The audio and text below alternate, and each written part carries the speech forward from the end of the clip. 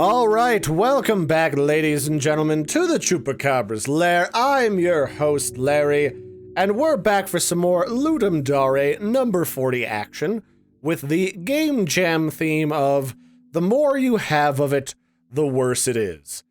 And today we're going to be checking out the winners, or the finalists, for the Game Jam. The voting period has come to an end, and the winners have been ranked from highest to lowest. And we're going to check out some of the folks that have ranked the highest in each one of the categories. Both the Compo entries, where people worked alone for 48 hours to create their games, along with the Jam side of things, where folks had the option of having additional time, up to 72 hours, and were also able to work with a team to create their games. And to start us out today, we have the game Permanence, which was the Compo entry, the overall winner for the Compo.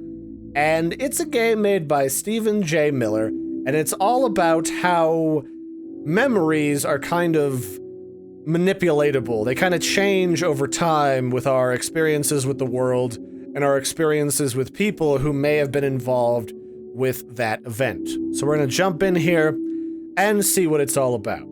So this game features a very nice 8-bit art style, and our character, unfortunately, has a bit of a drinking problem. And every night, we tend to drink to make the pain go away, to change our memories and to forget, because that's our only means of moving on from something that has happened in our life. And the way that this game works is we can move backwards and forwards, side to side. And it also has to do with our perspective on not only reality, but on our very own memories. So once we change a direction, we can move backwards or forwards until we reach a flat surface, where we actually have to click again to adjust our direction of movement, so that we can walk back and forth along a new vertices. And this is going to affect the way that we play this game, because everything that we're facing is interactable. It'll change dynamically with us interacting with us, but everything behind us that we can't see will remain frozen in time no matter what we do. So it's kind of gonna be like a Portal-esque game where we activate switches and blocks and try to use this perspective in order to solve dynamic puzzles. Now, to begin with, these puzzles are pretty simplistic. We have the ability to move blocks around in various directions on a two-dimensional plane. In this case, to open up a gate with a button and a pressure pad that we just put a block on top of, and then we move to the exit where this little blue glowing dot is. Now, the thing that I thought was actually interesting, especially because I'm a guy that works with Photoshop and Illustrator a lot, is that you have the ability by pressing the Z key, or the undo key traditionally in a lot of programs, Control Z, to backtrack over whatever movement you just did in order to redo a part of a puzzle. And right off the bat, I really like that functionality, because there's nothing I hate more than doing one action and fucking up a really long, complex puzzle, and then having to reset the whole thing over from zero. A good example, I would say, is this puzzle, where I need to get one of these blocks on this pressure pad right here. Unfortunately, to do that, I gotta come over here, but if I push this particular block over, it'll get trapped in that corner and I can't move it around, and similarly to this one, if I push this one over immediately, it'll get trapped right here. So if I were to, get this stuck in the corner, that would immediately jank up my progress, and I can just hit the Z key a couple of times to undo that, which I really, really like. So even beyond that, I just like the fact that I'm given the option to not have to spend as much time on every single level through trial and error figuring things out, because that can get really obnoxious really, really fast. So whenever a game creator acknowledges that, that's great. So here we have a little bit of a story fragment, and I like that this game has a pretty in-depth story to it, even though it's kind of on the subtler side, where we've apparently lost somebody. We can't really get a hold of what seems to be our daughter. Something happened to her, and now she's gone. Maybe there was a car accident, maybe there was a murder, maybe we did something that ended up through our negligence in her death or injury, and that is why we drink. And as we drink, the game gets deeper and deeper. You get more complex gameplay, and a lot more stuff starts to happen. So in this case, I like to imagine that when I turn things around, everything stays the same. That everything will always be exactly as I remember when I turn back. And that if I just close my eyes, nothing will ever have to change again. So here's where we see that anything out of our line of sight stops existing. It stops moving, it stops changing, it becomes immutable. Like a nostalgic memory from the past. So in this case, I need to activate this pressure pad, but the only way I have of doing that is by getting that block onto this pressure plate. So to do that, I'm actually going to turn the other way around, back up over that block, because it doesn't exist when I'm not looking at it. It's almost like, say, what was the cat in the box? That great theoretical physics thing?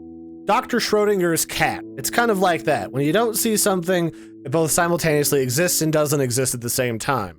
We're kind of manipulating time and space for our own benefit. And when we turn around, this gate opens and we can progress.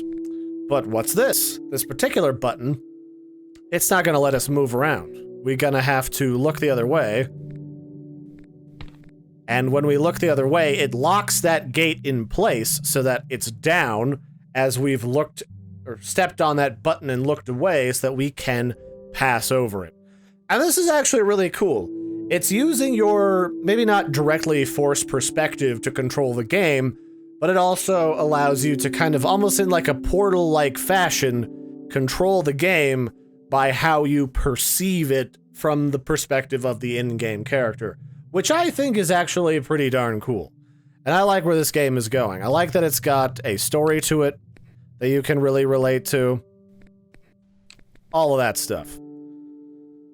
I think the one thing I wouldn't mind seeing in this game moving forward is it would be kind of cool if I could get like some type of additional enemy that we could face maybe earlier on in the game, even if it's not at the very end because I haven't quite gotten that far, where you could fight like your inner demons as a puzzle component where certain people are always getting on your case about stuff or reminding you of your past misdeeds, no matter how far you may have come since that point and trying to improve yourself. I think that might be kind of an interesting component. I don't know. Otherwise, like, I think the storyline of this game is very solid. It clearly won because it's got a very solid concept. The more you drink, the worse and more complex the gameplay gets, and the worse the story gets, and it's got a really strong, really dark atmosphere. So very nice job, Stephen J. Miller. I think you did a really wonderful job with this game, and I hope you take this and expand upon it. So for the jam side of things, we have an entry called Samurai Shaver, and this is a game made by DDR Kirby, ISQ, and Zalea. And this is a game all about a samurai who I presume works for a old school bathhouse, and their solemn duty in the world, their job, is to help rid the bathhouse patrons of their unwanted body hair by matching up their sword strokes with the musical beat in the background. And right off the bat, I mean, the thing that really I dug about this game is it reminds me of my art history classes looking at non-Western artwork and looking at illustrations from Eastern China and from Japan that were a lot of scroll work that looked a lot like this, and they hit the nail on the head with this artwork style. So let's jump in here and see what it's about. So the idea here, if we go into level 1, is our job is to match up our sword strokes with a line that goes down a person's body and swish off their hair from their body. And depending on who you are, to help you along with this mission is a musical tempo that you can match up your pressing of the spacebar in order to give yourself a little bit of a competitive edge. So we're in level 1, the Dojo of the Swift Blade. And here's subject number 1. And he has got 3 bits of hair, one on his groin, one on his neck, and one on his ankle. You gotta hate that ankle hair. It always gets caught in my socks when I'm trying to shave at home. And unfortunately, if we miss, well, we have a deadly katana, so we're actually causing these folks a lot of pain as we cut their faces, their throats, or some other part of their body. And this is basically the whole of it. It reminds me a lot of playing Fruit Ninja, back when I was trying to find a game I really liked on mobile to play when I was going down to college, where you're just kind of in almost like a goofy, cartoony way, helping people shave as they leave the bathhouse. It's got a really nice humor and entertainment value to it, while also being like the more body hair that somebody has, the worse things get for you. And each one of these people, they have different sized bodies, the hair is different amounts of space apart. So you gotta really match up your spacebar presses with the tempo of the beat if you really want to keep going fast and do a really nice job. And I think it's good. I mean, it's funny. It would very easily translate to a mobile game or a console game if you really wanted to. And like I was saying, I really like the art style because it's not hard to do from a production standpoint, and it really reminds me a lot of that old school artwork that you would get from, you know, centuries past Japan. Which would definitely have been a time when samurai would have been a lot more prevalent than the handful of people keeping the fighting style alive today. Now, a couple of things that I was thinking about is if you mess up enough in this game, I feel like people should fall over like Woozy from Blood Loss with little like blue bags under their eyes to denote like they've been insanguinated. And maybe some other backgrounds and environments that you can unlock as you go along. And you know, it could even be cool that you could unlock additional samurai-esque weapons that you could get so that you could shave people in different ways. Like maybe some weapons give you the option of like shaving someone's back, where instead of going top to bottom, it goes left to right, but there's like a monkey wrench thrown into the pattern that makes it difficult for you to shave somebody. I'm trying to think of what kind of enemy or kind of obstacle you would encounter besides misclicking that would be an interesting game mechanic for Samurai Shaver, because in Fruit Ninja, for example, my previous example, you had to avoid swishing bombs and other things that were kind of nasty that would get everywhere and contaminate the fruit or destroy things.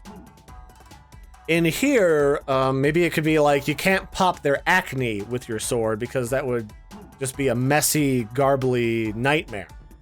Or maybe you gotta be careful that you don't slice their nose off. I'm not really sure, but you definitely got a lot of options. And maybe if somebody has lathered themselves up in shaving cream first so that they can have a cleaner, smoother shave. Maybe if you hit the shaving cream dead on, that makes the shave smoother and gives you additional points and gives you like a power-up that makes your shaving a little easier. I don't know, there's a lot of different ways that you could go along with this. So it's kind of hard to pick one specific thing, but I think you two have got something going here. Like I said, this translates very nicely to a swiping motion with your samurai blade onto onto mobile. I was about to say social media. Although I guess you could put out a social media game. There's lots of options there. So I don't know. And maybe you can even do a couple of mini games that also have to do with a bathhouse. Maybe you have to do like a sudsing challenge. Or like a back waxing challenge. I don't know. But this was kind of cute, kind of simple. It's got a really fun music, art style, and concept to it. So I think the world's your oyster when it comes to this. So very nice work. So these have been the 2 top winners for the Ludum Dare number 40 Game Jam. I hope you enjoyed joining me to check them out. They are permanent. These games are Permanence and Samurai Shaver, both the top winners overall for the Compo and the Jam entry, and I think they're a whole lot of fun. And they did a really nice job with the limited amount of time that they have, and especially the game jam theme of the more you have of it, the worse it gets. Because I think anybody who's ever tried to shave their body knows that the more hair you have to deal with, the more likelihood that you run into having like a snag in your electric razor or like a razor cut somewhere where the sun doesn't shine.